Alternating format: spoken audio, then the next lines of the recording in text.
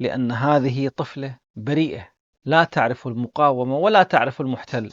هذه روح طاهرة قتلت، وربما نكون نحن السبب. أي وجع كان في قلب هذا الرجل.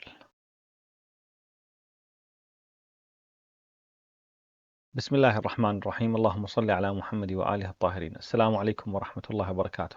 في ظل ما نراه من قصف وتهجير وقتل لإخواننا الأبرياء في القطاع، رأينا لزاما علينا أن نشارك إخواننا ولو بما نستطيع، بالشيء الذي نعتبره أقل القليل في نصرة إخواننا. الآن نرى كلنا نرى الاستهتار الواضح والسافر من قبل المحتل في الإمعان في قتل الأبرياء إخواننا من الكبار والصغار والنساء، وقصف المستشفيات والمساجد والمدارس والبيوت، وتخريب المحال، وقطع المياه وقطع الكهرباء والدواء والغذاء، وغلق الحدود.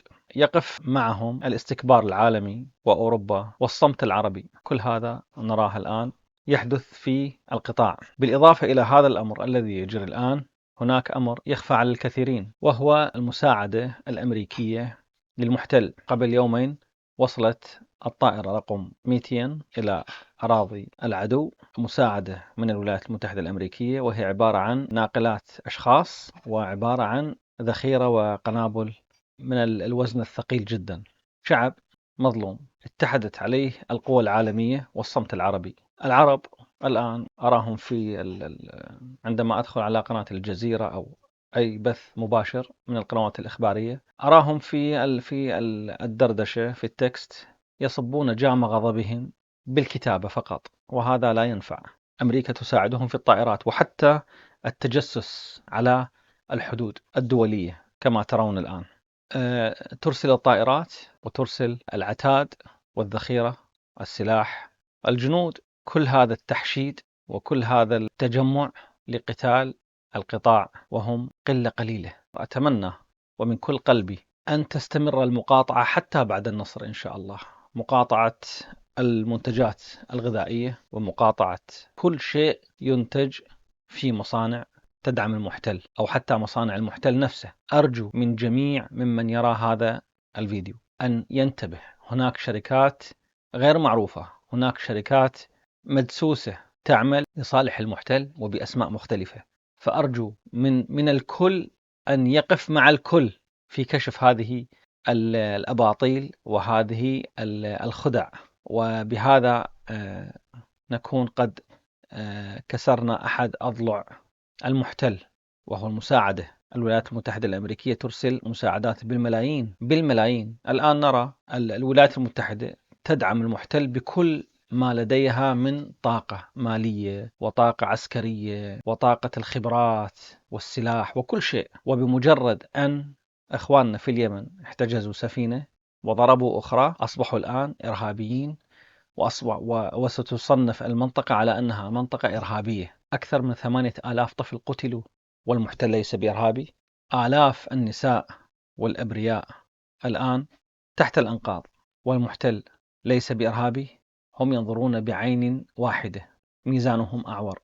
فلتكن لنا كلمة أمام الله تبارك وتعالى وأمام شعبنا في القطاع. يا إخواني انتبهوا واصحوا من النوم. الآن الكل نائم كأنكم مخدرون، كأنما على رؤوسهم الطير. لا حركة. معبر يقف بالطرف الآخر منه في القطاع طفل يحتاج الحليب ويحتاج الدواء ويحتاج الغذاء، وبالطرف الآخر يوجد عسكر يمنع دخول ذلك الطفل. توجد امرأة خلف ذاك الجدار، البوابة الكبيرة العازلة بينها وبين الحياة. أنا قبل يومين رأيت رجل يجلس في الأرض وبحضنه طفل. أتصور كانت بنت عمرها أتصور سنة ونص، يعني ما أعتقد واصلة سنتين. طفلة صغيرة يصور معها كأنما جالسة وحية، يعني هي ميتة في القطاع. الطفلة ميتة وهو يصور معها تصوير الأخير كأنها حية ويكلمها ويبتسم. أي وجع كان في قلب هذا الرجل، أي وجع. والله أنني لم أنم، بكيت بكاء مرا، لأن هذه طفلة بريئة لا تعرف المقاومة ولا تعرف المحتل. هذه روح طاهرة قتلت، وربما نكون نحن السبب لأننا لم نقف مع إخواننا. أرجوكم يا أخواني من يرى هذا الفيديو، أرجوكم أن تكون لنا وقفة ولنا كلمة. الشعارات، الهتافات، المظاهرات لا تكفي أبدا. في الطرف الآخر من البوابة هناك أطفال ونساء وشيوخ يتمنون شربة الماء، يتمنون قطرة الدواء، يتمنون الخبز المكسر الذي ترميه في الزبالة. أجلكم الله. أناس أنهكتهم الحياة، أنهكتهم الحروب والتجويع والتهجير، فكونوا معهم. أسأل الله بحق محمد وآله الطيبين الطاهرين أن يرحم الشهداء، وأن يشافي الجرحى، وأن يصبر قلوب كل من فقدوا أعزة لهم وأحبه. والحمد لله رب العالمين، وصلى الله على خير خلقه محمد وآله الطيبين الطاهرين. والسلام عليكم ورحمة الله وبركاته.